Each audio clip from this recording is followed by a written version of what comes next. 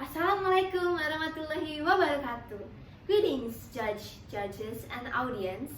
My name is Matahari Tatiana Raharjo, and I study at Al-Fath Junior High School in Cirendeu. Today, I'll be telling you a story about a little girl with a red clock. Once upon a time, there was a little girl who lived in a village near the forest. Whenever she went out, the little girl wore a red riding clock, so everyone in the village called her Little Red Riding Hood. One day, Little Red Riding Hood asked her mother if she could go to visit her grandmother, as it had been a while since they'd seen each other. "That's a great idea, sweetie," her mother said. So they packed a nice basket for Little Red Riding Hood to take to her grandmother. When the basket was ready, Little Red Riding Hood put on her red clock and kissed her mother goodbye. "Be careful," her mother cautioned. "Go straight to Grandma's house. Don't waste time along the way. And please, don't talk to strangers. The woods are dangerous." "Oh, don't worry, Mommy," Little Red Riding Hood said. "I'll be careful." But when Little Red Riding Hood noticed some lovely flowers in the woods, she forgot her promise to her mother. She picked a few, watched the butterfly flit for about a while, listening to the frogs clucking, and picked a few more. Little Red Riding Hood was enjoying the warm summer day so much that she didn't notice a dark shadow approaching out of the forest behind her.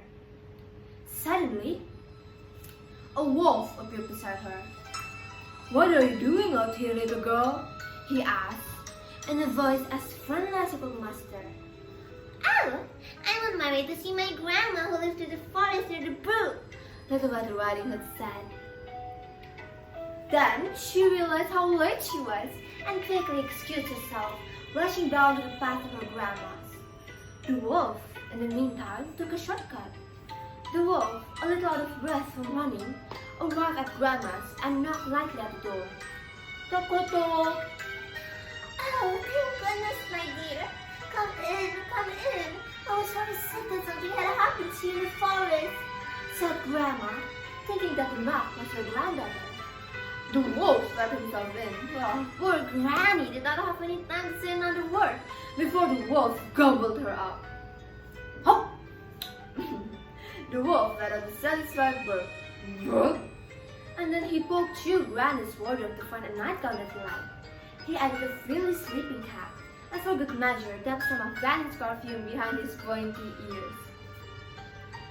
A few minutes later, Little Red Riding Hood knocked at the door. Toc, toc, toc. The wolf jumped into the bed, pulled the cover up into his nose. Who is it?" he called in a cackly voice. "It's me, Little Red Riding Hood." "Oh, come in, my dear, come in," croaked the wolf. When Little Red Riding Hood entered the little cottage, she could scarcely recognize her grandmother. "Grandmother, your voice sounds so odd. Is something the matter?" she asked. "Oh, I just have a touch of a cold," squeaked the wolf, adding a cough at the end to prove the point. "But Grandmother, what big ears you have," she said. "Well, it's better to hear you with, my dear," the wolf replied.